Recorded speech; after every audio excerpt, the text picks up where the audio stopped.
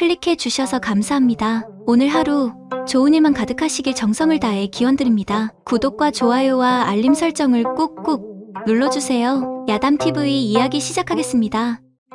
아이고 뭐니. 아니 이게 뭐람. 어머. 한양 제일 가는 떡집 안쪽에서 젊은 과부의 놀란 탄식이 새어나왔습니다. 20살도 채 되지 않은 안악이 방앗간 문틈으로 무언가를 훔쳐보고 있었지요. 세상에 저렇게 큰 물건을 어찌 들고 다니지. 절구통보다도 더 큰 걸 말이야. 헉 하고 숨을 들이켰지만 눈길이 떨어지질 않았습니다. 어디 장사꾼의 것이 저리 클 수가. 아니 이건 보지 말아야 하는데. 볼빨개진 얼굴로 고개를 돌리는 듯 하다가도 자꾸만 다시 훔쳐보게 되었지요. 그렇게 부채질하며 달아오른 얼굴을 식히던 과부는 그만 발을 헛디뎌 쿵 하는 소리와 함께 문 밖으로 고꾸라지고 말았습니다. 조선 숙종 38년 한양 도성 바깥 장터에는 홍간의 떡집이라는 이름난 떡집이 있었는데 그 무렵 궁에서는 큰 소란이 있었지요. 곧 세자빈의 동생인 옹주와 이웃 나라 왕세자와의 혼례가 있을 예정이었지요. 하지만 옹주의 친정인 홍씨 가문이 영모에 연루되었다는 고변이 들어온 것입니다. 옹주마마께서 신복들과 비밀리에 만나셨다 하옵니다. 홍씨 가문에서 반역을 도모한다는 소문이 있사옵니다. 하지만 이는 모두 옹주를 모함하려는 세력의 계략이었습니다. 세자빈은 이 사실을 알고 있었지요. 어찌하면 좋단 말인가. 내 동생을 이대로 두어선 안 되겠소. 진실이 밝혀질 때까지 피신을 시켜야 하오. 그렇게 옹주는 한밤중에 궁을 빠져나와야 했습니다. 아가씨, 아니, 이제는 며느리라 불러야 하나. 어서 이리 와서 이 떡방아 좀 바려무나. 떡방앗간 주인 김씨는 새로 들인 며느리를 애틋하게 바라보았지요. 홍단이는 20살도 채 되지 않은 나이에 이 떡방앗간으로 들어왔지요. 어머님, 제가 이제 방앗간 일도 익숙해져서 어머님 걱정하지 않으셔도 됩니다. 홍단이의 고운 자태와 우아한 말씨는 보통 처자와는 달랐는데 마치 궁에서 자란 옷 같은 규수 같다고들 했지요. 그도 그럴 것이 김씨 할멈은 궁의 오랜 상단이었습니다. 그런데 과거 어느 날 깊은 밤 궁의 내관이 찾아와 은밀한 부탁을 했지요. 김상단, 이분을 며느리로 맞아주시면 좋겠소이다. 아니, 이분은 옹주 마마가 아니신지. 쉿! 이제부터 이분은 그저 떡방앗간의 며느리일 뿐이시다. 그렇게 홍단이는 떡방앗간의 며느리가 되었고 김씨 부인은 아들의 병약한 상태를 알면서도 이 조용한 혼례를 승낙했지요. 그런데 김씨의 아들은 병약했답니다. 하지만 옹주를 지키기 위해 본인의 형식만 갖추었는데 실제로는 부부의 연은 맺지 못한 채로 세상을 떠났지요. 어미는 내가 이곳에 온 사연을 알고 있다. 우리 아들도 마지막까지 내 정절을 지켜주고자 했으니 이제 그 뜻을 이어 너를 지키리라. 그렇게 홍단이는 순결을 지킨 채 젊은 과부가 되었습니다. 혼인한 지 3년이 채 되지 않아 남편은 세상을 떠났고 시어머니마저 자식 잃은 상심에 석 달을 넘기지 못했지요. 어머님, 저를 받아주시고 숨겨주셨는데. 홍단이의 중얼거림은 방앗간의 절구질 소리에 묻혀 사라졌습니다. 그렇게 그녀는 홀로 방앗간을 지키게 되었지요. 여전히 떡맛이 좋고요. 마치 궁중 음식 같다니까. 그게 말이오. 저리 고운 손으로 어찌 저리 맛있는 떡을 만드는지. 장터 사람들의 수군거림 속에서도 홍단이는 묵묵히 떡방아를 찌우며 하루하루를 버텨냈습니다. 그렇게 시간이 흘러 어느덧 봄이 찾아왔을 때였습니다. 아이고, 이게 웬 소란이요? 아침 일찍 방앗간 문을 열려던 홍단이의 귀에 장터 쪽에서 들려오는 사람들의 웅성거림이 들렸습니다. 저기 좀 보시오. 저 장사꾼이 쌀가마니를 혼자서 셋씩이나 들고 있단 말이오. 아니, 도대체 어디서 온 장사꾼이기에 저리 힘이 장사인가? 호기심에 장터 쪽을 바라보니 건장한 체격의 사내가 쌀가마니를 번쩍번쩍 들어올리며 걸어오고 있는 게 아니겠습니까? 자, 비키쇼. 이 대처리가 쌀가마니 30개를 혼자 다 날라주겠소. 사내는 웃음기 가득한 목소리로 외치며 쌀가마니를 들고 장터 이곳저곳을 누비고 있었지요. 그런데 아이고, 이게 웬일이래요. 쌀가마니를 하나 더 높이 들어올리던 순간 찌릭하는 소리와 함께 대철의 바지가 찢어지고 만 것입니다. 하, 저 사내 바지가 찢어졌네. 아이고, 웃겨서 못 보겠소. 장터 사람들이 배를 잡고 웃는 가운데 대철은 쌀가마니를 내려놓지도 못한 채 당황한 얼굴로 서 있었지요. 아이고, 어쩌면 좋담. 그때였습니다. 홍단이가 안쪽에서 꺼내온 앞치마를 건네며 말했지요. 저 이거라도 두르시지요. 순간 두 사람의 눈이 마주쳤습니다. 대철은 홍단이의 하얀 얼굴을 보고 순간 말을 잃었지요. 아, 고맙소이다. 대철은 수줍은 듯 고개를 숙이며 앞치마를 받았습니다. 그 모습이 우스웠을 텐데 홍단이는 왜인지 가슴이 두근거리는 것을 느꼈지요. 부인, 쌀은 어디다 놓으면 되겠소? 아, 저기 방앗간 안쪽에 놓아주셔요. 홍단이는 대철을 안내하며 묘한 설렘을 느꼈습니다. 이제 막 22살이 된 꽃처럼 고운 과부와 장터에서 제일 힘센 28살의 장사꾼. 두 사람의 운명적인 만남은 그렇게 시작되었답니다. 한편 장터 아낙네들은 대철을 유혹해 보려고 기를 쓰고 덤비기도 했는데 한낮에 장터, 대철이 쌀가마니를 지고 가는 길이었습니다. 어머, 대철 서방, 이리 좀 오시지요. 장터 생선전의 젊은 과부 순덕이가 손짓했습니다. 아니, 이 더운 날씨에 고단하실 텐데 끼래 한 사발 잡수시고 가세요. 아이고, 제가 먹다가 체할라요. 순덕 새댁이 끓인 식혜는 꿀맛이라 과하게 들이킬 것 같아서. 대철의 유머러스한 거절에 순덕이가 발을 동동 굴렀습니다. 어머, 저 쑥스럽게 그냥 드시고 가시지요. 다음에 기회가 되면 들르겠소이다. 대철이 쌀가마니를 지고 돌아서는데 이번에는 양조장 큰댁딸이 나섰습니다. 대철 서방, 우리 집 술맛이 좋다고들 하는데 한번 들러보시겠어요? 아이고, 술이라. 이 쌀가마니가 어지러워할 텐데 어쩌나? 장터 사람들이 폭소를 터뜨렸습니다. 하필 오늘은 이 쌀들이 술 냄새를 질색한다네요. 다들 보드랍고 순한 쌀이라. 그때 평소엔 말이 없던 두부전 할머니가 큰 소리로 외쳤습니다. 걔야, 우리 막내 며느리도 올해 23인데. 할머니, 그건 더 큰일이지 않습니까? 제가 어찌 감히 그런 꽃다운 처자를 넘보겠소. 대철의 재치 있는 말솜씨에 장터가 다시 한번 웃음바다가 되었습니다. 그때 멀리서 방앗간을 나서는 홍단이와 눈이 마주쳤지요. 아이고, 이만 가보겠소. 쌀가마니들이 방앗간이 그립다 하네요. 대철이 서둘러 발걸음을 옮기는 모습을 보며 아낙들의 한숨 섞인 말이 들려왔지요. 아니, 저렇게 힘센 사내가 어찌나 말재주도 좋은지 매력 덩어리란께. 그러게, 저런 사내는 처음 보네. 내 거면 얼마나 좋을까. 그날 이후 장터에는 예사롭지 않은 소문이 돌기 시작했습니다. 여보게, 들었는가? 홍간의 떡방앗간에 날마다 쌀을 절아주는 그 장사꾼 말일세. 아, 절구통만한 것을 번쩍번쩍 들어 올리는 그 사내 말이요? 그렇다네. 그놈의 힘이 어찌나 장사인지 쌀가마니를 들 때마다 장터 아낙네들이 눈이 뒤집힐 지경이라지 않은가? 새벽녘 대철은 어김없이 쌀가마니를 지고 방앗간으로 향했습니다. 아이고, 이 이른 새벽에 어찌 그리 큰 걸 혼자서 들고 오셨나요? 홍단이는 말끝을 흐렸습니다. 대철이 쌀가마니를 내려놓자 땀방울이 그의 목덜미를 타고 흘러내렸지요. 홍단이는 그만 넋을 잃고 말았습니다. 날 선선할 때 저다 드려야 부인께서 편히 일하시지 않겠소? 대철의 그 말에 홍단이는 가슴이 두근거렸습니다. 매일 이리 새벽부터 오시니 진수성찬은 아니지만 아침이라도 드시고 가세요. 홍단이는 부끄러운 듯 고개를 숙이며 작은 소반을 내왔습니다. 방금 찐 팥시루떡과 따뜻한 차가 놓여 있었지요. 아니, 이렇게 귀한 것을. 제가 어제 밤늦게 직접 만든 것이니 맛이 없더라도 너그러이 봐주세요. 대철은 떡을 한 입 빼어 물었습니다. 그의 눈이 커졌지요. 이리 맛있는 떡은 처음 먹어보았소이다. 부인의 손맛이 보통이 아니십니다. 과찬의 말씀을 앞으론 매일 아침 준비해두겠습니다. 저 혹시 물 한 사발 드시겠어요? 홍단이가 허둥지둥 물을 가지러 가는데 그만 방앗간 절구통에 치마가 걸리고 말았습니다.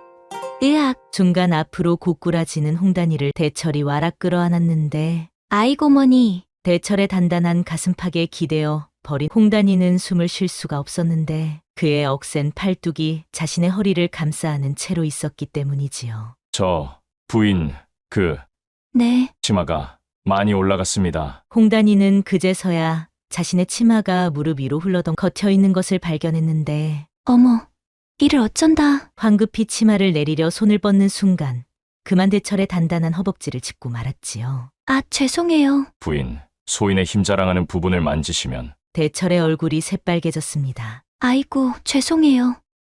그런데 이게 웬일이래요? 방금 만진 그게 절구통보다도 더. 홍단이는 말을 멈추고 입을 틀어막았지요. 대철은 당황한 듯 급히 몸을 떼어내고 등을 돌렸지요. 앞으론 제가 쌀을 아침 일찍 져다 드리겠소이다. 아이고, 일을 어쩌면 좋아. 저렇게 큰 것을 들고 다니다니. 쌀가마니도 아니고. 순간 홍단이가 속으로 생각하고 자리에서 일어나려 했지만 이게 웬걸 다리가 후들거려 쉽게 일어날 수가 없는 게 아니겠습니까? 부인, 괜찮으시오? 대철이 다시 홍단이에게 다가왔습니다. 이번에는 조심스럽게 그녀의 팔을 잡아 일으켜 세웠지요. 저, 이제 괜찮습니다만. 혹시 다치신 곳은 없으신지요? 아니요, 그저. 홍단이는 대철의 따스한 손길이 자신의 팔을 감싸고 있다는 사실에 온몸이 떨렸습니다.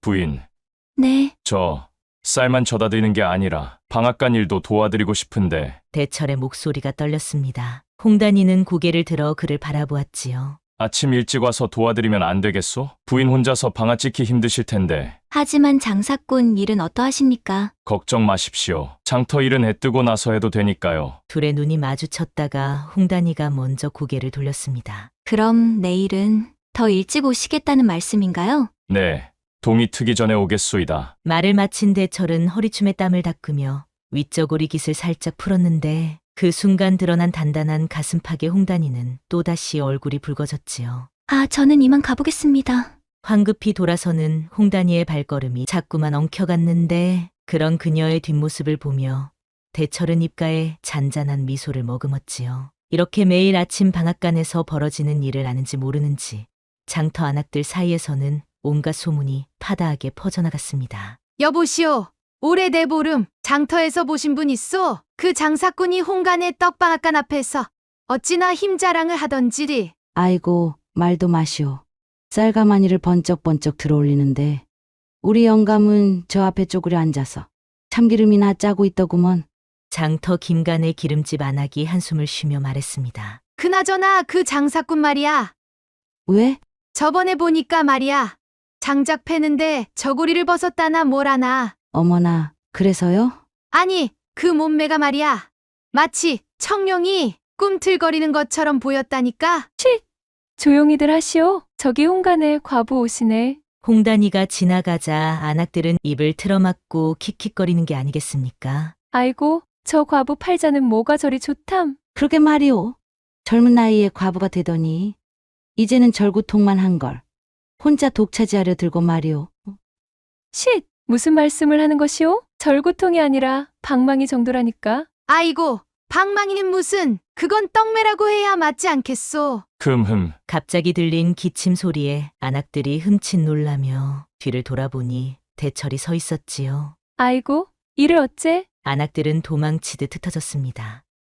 시간은 흘러 여름의 끝자락, 갑자기 쏟아진 비로 장터가 흥건히 젖어들 때였습니다. 아이고, 이걸 어쩌나? 방금 널어놓은 떡살들이 다 적게 생겼네. 홍단이는 급하게 마당으로 뛰어나갔습니다. 방앗간 마당에 말리고 있던 떡살들이 비에 젖기 시작한 것이었지요. 부인, 비켜 계시지요? 어디선가 나타난 대철이 홍단이의 머리 위로 우산을 받쳐드는 게 아니겠습니까? 대철 씨. 어서 떡살부터 거두시지요. 제가 우산 들어드겠습니다. 빗속에서 떡살을 거두는 동안 대철은 한 걸음도 움직이지 않고 우산을 받쳐들고 있었습니다. 그의 한쪽 어깨는 비에 흠뻑 젖어들었지요. 이리 젖으시면 어떡해요? 부인 옷이 젖지 않았으면 그만이요. 떡살을 다 거두고 방앗간으로 들어서는데 대철의 발이 지늘게 미끄러지며 그만 홍단이를 끌어안듯 붙잡고 말았지요. 아이고. 순간 너무 가까워진 거리에 둘 다 숨을 멈췄습니다. 빗소리만이 조용히 들려오는 그 순간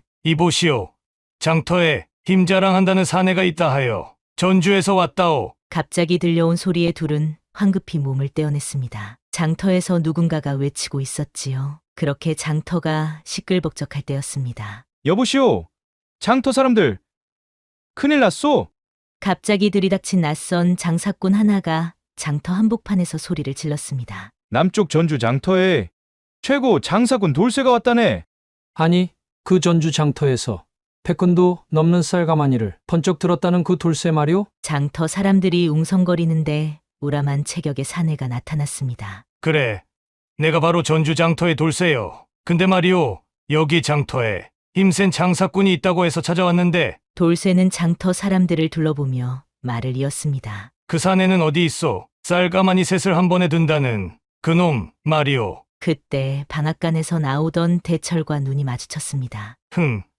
자네가 그 소문의 장사꾼인가? 그저 쌀 납품이나 하는 보잘것없는 장사꾼일 뿐이요. 대철이 담담하게 대답했습니다. 하, 보잘것없다고. 근데 어찌 그리 몸에서 살기가 느껴지나? 자네, 분명 보통 장사꾼은 아닐 텐데. 돌쇠의 말에 장터 사람들이 놀라 두근거리기 시작했지요. 그러고 보니 대철이가 이 장터에 나타난 게 언제부터였지? 맞아. 갑자기 나타나서 공간에 떡방앗간만 다니더니 홍단이는 불안한 마음에 대철을 바라보았는데 대철의 얼굴이 굳어지는 것이 보였지요. 내 이 장터에서 들려오는 소문이 궁금해서 왔네. 자네가 정말로 그렇게 힘이 장사라면 내일 아침 장터 한복판에서 나와 힘자랑 한번 해보지 않겠나? 돌쇠의 도발적인 제안에 장터가 순식간에 조용해졌습니다. 만약 지면 자네 정체를 밝혀야 할 텐데 어떻겠나? 대철의 눈빛이 차갑게 변하자 홍단이는 가슴이 덜컥 내려앉는 것을 느꼈지요. 내일 해 뜨기 전 장터에서 기다리겠소. 대철의 말에 돌쇠는 씩 웃으며 고개를 끄덕였지요. 그리고 대철이 돌아간 후 홍단이가 대철이의 뒷모습을 바라보고 있을 때였지요. 보시오. 거기 과부. 나 좀 보시오. 장터 건너편에서 낯선 노파가 홍단이를 가리키며 소리쳤는데 아니, 이런 곳에서 어찌 여기 계시옵니까? 노파가 홍단이 앞에 허리를 깊이 숙이려 하자 홍단이는 깜짝 놀라 노파의 손을 잡아 끌고 방앗간 뒤편으로 서둘러 가는 게 아니겠습니까? 아이고, 마마님. 아니, 이제는 마님이시라 해야 하나이까. 목소리를 낮추시오. 나를 알아보았다면 모르는 척 해주시면 고맙겠소이다. 그 모습을 본 장터 사람들이 수군거리기 시작했습니다. 아니, 저게 무슨 일이란 말이오? 저 노파, 분명 궁궐에서 나온 사람 같은데 그러고 보니 저 과부, 걸음거리며 말투가 범상치 않더라니. 해가 저물어갈 무렵 홍단이는 방앗간 깊숙한 곳에서 오래된 보자기를 꺼냈습니다. 그 속에는 화려한 비단 조각과 금박이 새겨진 편지가 들어있었지요. 언니, 이제는 더 이상 숨길 수 없을 것 같아요. 우리 가문을 모함한 자들의 증거를 찾았습니다. 홍단이는 편지를 품에 넣고 밤이 깊어지기를 기다렸습니다. 한밤중 그녀는 몰래 장터 뒷골목으로 향했지요. 누구시오? 어둠 속에서 낯선 사내가 나타났습니다. 청명, 장부로 태어나 하늘을 이불 삼고 땅을 베개에 삼아 정산을 노래한다. 암호를 주고받은 두 사람. 홍단이는 품속의 편지를 사내에게 건넸습니다. 세자빈께 전해주세요. 우리 가문을 모함한 자들이 거짓 증거를 만든 것을 밝혀낸 것 같습니다. 이 편지 속에 그들의 비밀 명단이 있으니 세자빈님께 몰래 전해드려 주시기를. 이제 곧. 그때였습니다. 거기 누구요? 장터 술락군의 횃불이 비치자 사내는 재빨리 어둠 속으로 사라졌습니다. 홍단이는 가슴을 쓸어내리며 방앗간으로 돌아왔는데 방앗간 뒷뜰에 도착한 그녀의 눈에 우물가에 앉아있는 대철의 모습이 들어왔지요. 대철 씨, 아직 돌아가지 않으셨나요? 부인께 마지막으로 드릴 말씀이 있어 이렇게 기다리고 있었습니다. 달빛이 두 사람을 비추었습니다. 대철이 천천히 다가와 홍단이 앞에 섰지요. 내일 그 힘자랑 시합이 끝나면 제 진심을 전하고 싶습니다. 대철의 목소리가 떨렸습니다. 그의 커다란 손이 홍단이의 어깨를 감쌌지요. 처음 부인을 뵈었을 때부터 이 가슴이 터질 것만 같았습니다. 저도 대철 씨가 쌀가마니를 들고 오실 때마다 가슴이 두근거려 견딜 수가 없었어요. 달빛은 더욱 은은해졌고 귀뚜라미 소리만이 고요한 밤을 채웠는데 대철의 거친 손이 홍단이의 목덜미를 살포시 감쌌지요. 그리고 그의 숨결이 귓가에 닿자 홍단이는 온몸이 떨렸답니다. 이리 보시오. 대철이 홍단이의 턱을 살며시 들어올렸습니다. 달빛에 비친 그의 눈빛은 깊고도 뜨거웠지요. 부인, 이 순간만큼은 그 누구의 눈치도 보지 말고. 대철의 입술이 홍단이의 입술을 찾아왔습니다. 처음에는 부드럽게, 그리고 점점 더 깊어지는 입맞춤. 아니, 이건 안 되는 일이에요. 하지만 홍단이의 말과 달리 그녀의 몸은 대철의 품에 더욱 깊이 빠져들었습니다. 내일이면 모든 게 끝나버릴지도 모르는데 지금 이 순간만큼은. 대철의 손이 홍단이의 치마폭을 헤집었고 그녀의 하얀 속살이 달빛 아래 드러났습니다. 그리고 두 사람의 그림자가 하나로 겹쳐졌습니다. 우물가에서는 물소리가 잔잔하게 들렸고 밤하늘의 별들만이 그들의 은밀한 사랑을 지켜보았답니다. 그때 갑자기 말발굽 소리가 장터 거리를 울렸습니다. 부인, 전 이만 가보겠습니다. 이런 밤중에 과부의 방앗간에 있는 걸 들키면 부인 평판에 좋지 않을 테니. 대철이 자리에서 일어서려 하자 홍단이가 그의 소매를 붙잡았습니다. 잠시만요. 혹시라도 관군들이 대철 씨를 보면 내일 힘자랑 시합에 문제가 생길까 염려되어서. 포도청 나리께서 오신다. 비키시오. 비키시오. 장터를 가로지르는 횃불 행렬. 포도청 군사들 사이로 위험 있는 관복을 입은 대감이 나타났습니다. 이 장터에 숨어든 역적을 찾으러 왔다. 대궐의 명을 받고 왔으니 모두들 협조하도록 하라. 그 소리에 장터 사람들이 하나둘 모여들었습니다. 아니, 이 늦은 시각에 웬 역적 소리요? 듣자 하니 궁에서 도망친 옹주마마와 조정을 문란케 하려는 역적 무리들이 이 근방에 숨어 있다고 하오. 홍단이의 얼굴이 창백해졌습니다. 대철은 그런 그녀의 모습을 이상하게 여기며 바라보았지요. 부인, 왜 그리 안색이 나쁘시오? 아니에요. 그저 이런 상황이 당황스러워서. 내일 아침까지 장터 곳곳을 뒤져보리라. 수상한 자가 있다면 바로 잡아들이도록 하라. 포도청 대감의 호령이 떨어지자마자 군사들이 장터 곳곳을 수색하기 시작했습니다. 여기가 그 유명한 홍간의 떡방앗간이 옵니다. 과부가 혼자 사는 집이라 하였는데 어찌 불빛이 아직 있느냐? 군사들의 발걸음이 점점 가까워졌습니다. 홍단이는 창백한 얼굴로 사시나무 떨듯 떨고 있었고 대철은 그런 그녀가 이상하게 여겨졌지만 지금은 자신의 모습이 보이면 안 되기에 재빨리 방앗간 뒤편 쌀가마니 뒤로 숨었지요. 어서 문을 열어라. 방앗간 문이 거칠게 열리고 횃불 빛이 안으로 비쳐들었습니다. 아니, 이 늦은 시각에 무슨 일이신지요? 홍단이가 떨리는 목소리를 애써 가다듬으며 말했습니다. 수상한 자들을 찾고 있다. 방앗간도 수색하겠다. 군사들이 방앗간 안을 뒤지기 시작했지요. 저기 쌀가마니도 살펴보아라. 숨어있던 대철의 심장이 쿵쾅거렸습니다. 하지만 그보다 더 크게 떨리는 심장 소리가 들렸으니 바로 홍단이의 심장 소리였지요. 군사의 창끝이 쌀가마니를 찌르기 시작했고 그때 멀리서 달구름 소리가 들려왔는데 첫 달기 울자 장터의 사람들이 모여들기 시작했습니다. 어서 오시오! 전주 장터의 최고 장사꾼 돌쇠와 우리 장터의 대철이가 힘자랑을 겨룬다 하니 어서들 구경 오시오!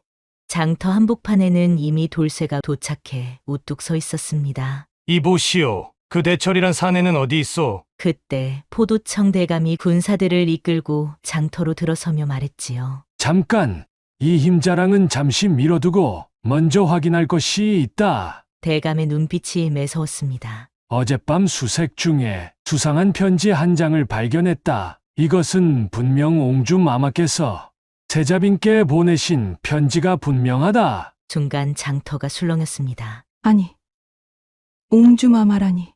그럼 옹주마마께서 이 장터에 계시단 말이오. 그때 힘자랑을 구경하러 나온 홍단이의 얼굴이 창백해졌는데 대감이 천천히 그녀에게 다가오고 있었기 때문이지요. 아니, 옹주마마가 아니시옵니까? 대감이 홀연 엎드리며 말했습니다. 대형 모의를 꾸민 자들의 증거를 찾던 중 오늘 아침 마마께서 보내신 편지를 확인했나이다. 이제 마마의 결백이 밝혀졌사오니 더 이상 숨어 계실 필요가 없나이다. 대감이 홍단이 앞에 엎드리자 장터 사람들이 놀라 수군거렸습니다. 아니, 저 떡방앗간 과부가 옹주마마셨단 말이오? 그러고 보니 걸음거리며 말투가 범상치 않더라니. 그때였지요. 돌쇠 어른, 이제 그만 들어가시지요. 대철이 앞으로 나서며 말했습니다. 뭐라고? 힘자랑도 하기 전에 물러서자는 게냐? 이래서 장터 장사꾼들이란. 장사꾼이라 부르시니 민망하군요. 대철이 허리춤에서 무언가를 꺼내드는 순간 푸른빛 옥패가 아침 햇살에 반짝였습니다. 저것은 비밀 수사청의 옥패. 포도청 대감이 놀라 외쳤습니다. 본관은 조정비밀수사청의 별감 강대철이다. 옹주 마마를 해치려는 역적 패거리를 찾고자 이 장터에 장사꾼으로 위장해 있었다. 그런데 뜻밖에도 이곳에서 마마를 뵙게 될 줄이야. 아니, 그러면 대철이도 모르고 있었단 말이오? 중간 돌쇠는 얼굴이 하얗게 질려 그 자리에 주저앉고 말았지요. 아니, 저 천하의 장사꾼이 조정 최고의 수사관이었다니. 장터 사람들은 입을 다물지 못했습니다. 안악들은 더욱 놀라워했지요. 아이고, 그러니 내가 그럴 줄 알았지? 평소에 저리 힘이 세도 눈빛은 범상치 않더라니. 그저 장사꾼인 줄 알았더니 알고 보니 조정이 높은 양반이었어. 홍단이와 대철의 눈이 마주쳤습니다. 서로를 속이고 있었다는 사실에 당황스러웠지만 동시에 가슴 한편에서는 안도의 미소가 피어났지요. 그런데 장터의 술렁임이 채 가라앉기도 전에 전하께서 오십니다. 순간 모든 사람들이 땅에 엎드렸습니다. 임금의 어가가 장터 한가운데 멈추었지요. 강별감, 홍옹주를 찾았다고 하였느냐? 예, 전하, 옹주 마마를 배웠나이다. 대철이 엎드린 채 아뢰었습니다. 옹주, 어찌하여 이런 곳에 계셨단 말이오? 임금의 목소리가 떨렸습니다. 전하, 그간의 모든 일에 책임을 지고자 이곳으로 피신해 있었나이다. 하지만 이제는 홍단이가 눈물을 머금은 채 말을 이었습니다. 이제는 더 이상 숨지 않겠나이다. 다만 한 가지 소원이 있사옵니다. 말해 보아라. 이곳에서 진정한 사랑을 알게 되었나이다. 홍단이의 말에 장터가 다시 술렁였고 엎드려 있던 대철의 어깨가 살짝 떨렸지요. 아니, 그게 무슨 말이냐? 임금이 놀라 물었습니다. 강별감의 충성심과 의리, 그리고 그의 진심, 어린 마음을 알게 되었나이다. 비록 그가 역적을 찾으러 보내진 몸이었사오나 그의 마음만은 거짓이 아니었음을. 전하, 전 단순히 역적을 찾으러 이 장터에 왔다가 뜻밖에도 옹주마마님을 만나 이런 큰 마음이 생겼나이다. 마마이신 줄도 모른 채 그저 한 여인으로 사모하게 되었습니다. 이런 말씀드리는 것이 불경스러우나 진정으로 마님을 사랑하게 되었나이다. 대철이 떨리는 목소리로 말했습니다. 전 그 진심을 믿사옵니다. 장터 안악들이 입을 틀어막았습니다. 임금은 잠시 깊은 생각에 잠겼다가 입을 열었지요. 과인도 모든 사정을 알고 있다. 홍옹주의 누명은 이미 벗겨졌으며 강별감의 충성심 또한 익히 알고 있노라. 임금의 말씀에 모두가 고개를 들었습니다. 이제 옹주는 더 이상 옹주가 아니다. 홍단이라는 한 여인으로 살아도 좋을 것이야. 강대철, 고개를 들어라. 그대가 역적을 찾아내어 홍옹주의 결백을 밝히고자 한 충성심과 그 과정에서 피어난 진정한 마음을 과인이 알았다. 이제 그대도 비밀 수사청의 별감이 아닌 한 사내로 살아도 좋을 것이니. 임금의 말씀이 끝나기도 전에 장터에서는 환호성이 터져 나왔지요. 아니, 임금님께서 직접 둘의 사랑을 인정하신다니. 대철과 홍단이는 서로를 바라보며 눈물을 흘렸습니다. 거짓과 위장으로 시작된 인연이었지만 진정한 사랑으로 마무리된 것이었지요.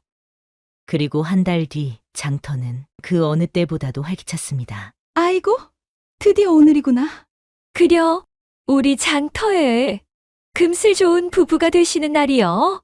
장터 사람들은 앞다투어 방앗간으로 모여들었습니다. 봄부터 시작된 두 사람의 사랑이 드디어 결실을 맺는 날이었지요. 이렇게 예쁜 옷은 처음 입어보네요. 홍단이는 수줍은 미소를 지으며 거울 앞에 섰습니다. 장터 안악들이 모두 모여 신부 단장을 도와주고 있었지요. 아이고, 우리 홍단이는 원래부터 고운 분이었지. 그려, 옹주마마였다 해도 이보다 더 곱기는 힘들었을 거야. 한쪽에서는 대철이 장터 사람들의 축하를 받으며 서 있었습니다. 이제 쌀가마니는 누가 져다 주나? 아이고, 순덕이 새댁. 아직도 미련이 남았는가? 장터 사람들의 웃음소리가 울려 퍼졌지요. 자, 이제 신랑 신부가 첫 절을 올리시오. 대청마루의 놓인 병풍 앞에 두 사람이 마주 섰고 홍단이는 붉은 원삼을 입고 대철은 관복을 입은 채로. 서방님. 부인. 두 사람의 눈에서는 행복한 눈물이 흘렀습니다. 아이고, 이제 떡방앗간 떡이 더 맛있어지겠구나. 그러게, 힘센 장사꾼과 솜씨 좋은 떡집 주인이 만났으니 이제 방앗간에서는 쌀 찌는 소리만 들리겠소? 아니, 밤마다 절구질 소리가 더 크게 들릴 것 같은데요? 그려, 대철이가 절구통만 한 걸 들고 다닐 때부터 알아봤다니까요. 장터 사람들의 농에 홍단이의 얼굴이 새빨갛게 변했지만 장터 사람들의 농은 계속 이어졌지요. 아이고, 저런 큰 절구에 떡을 찌우면 얼마나 맛있겠소. 쉬, 너무 그러지 마시오. 신부가 부끄러워서 어쩔 줄 모르잖소. 대철과 홍단이는 서로 다른 세상에서 살던 이였지만 천리 밖에서도 이어지는 인연, 바로 인연천리라 했던가요. 옹주마마와 비밀 수사관이라는 신분의 벽을 뛰어넘어 진정한 사랑을 이룬 두 사람. 세상의 높고 낮음은 눈에 보이는 겉모습일 뿐 진정한 인연은 신분의 높낮이를 초월하여 서로의 마음속 깊은 곳에서 시작되는 것이라는 교훈을 남겼답니다. 오늘도 야담TV를 시청해주셔서 감사합니다. 앞으로도 이런 따뜻한 이야기로 여러분을 찾아뵙도록 하겠습니다. 구독과 좋아요, 알림은 새로운 이야기를 만드는 큰 힘이 된답니다. 그리고 뒤에 뜨는 다음 이야기도 놓치지 마세요. 여러분의 하루가 행복하시길 정성을 다해 기원합니다.